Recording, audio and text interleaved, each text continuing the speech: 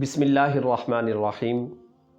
ناظرین محترم، لوگ پوچھتے ہیں کہ کیا رمضان کے مہینے کی مبارکباد دینا یا سب سے پہلے جو اس مہینے کی مبارکباد دیتا ہے کیا اس پر جنت واجب ہو جاتی ہے؟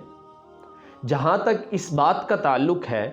کہ اس مبارک مہینے کی آمد کی خوشخبری دینا اور اس کے فضائل کو بیان کرنا نہ صرف جائز بلکہ آپ صلی اللہ علیہ وآلہ وسلم سے ثابت ہے۔ مصنف ابن ابی شیبہ اور مسند احمد بن حنبل میں یہ روایت موجود ہے، نبی رحمت صلی اللہ علیہ وآلہ وسلم نے اپنے صحابہ کو رمضان کی آمد کی خوشخبری دیتے ہوئے ارشاد فرمایا کہ تحقیق تمہارے پاس رمضان کا مہینہ آ گیا ہے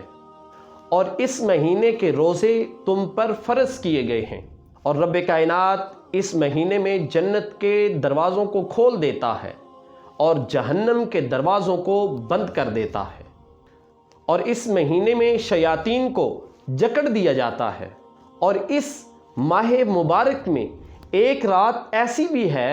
حضور فرماتے ہیں، جو 1000 مہینوں سے افضل ہے، اور جو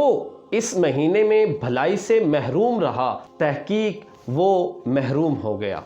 ناظرین محترم،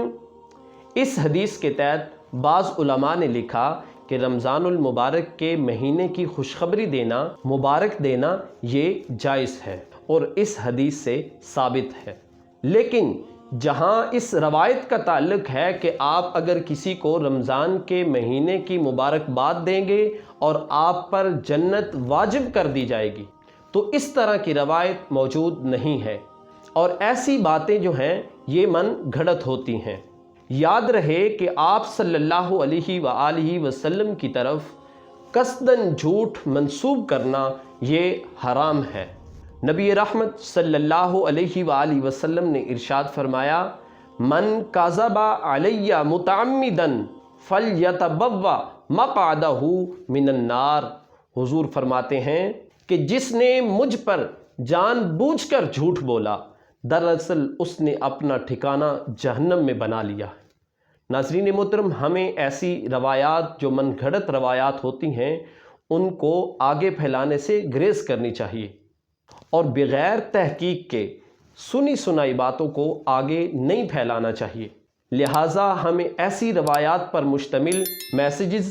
اور پوسٹیں شیئر کرنے سے بچنا ضروری ہے۔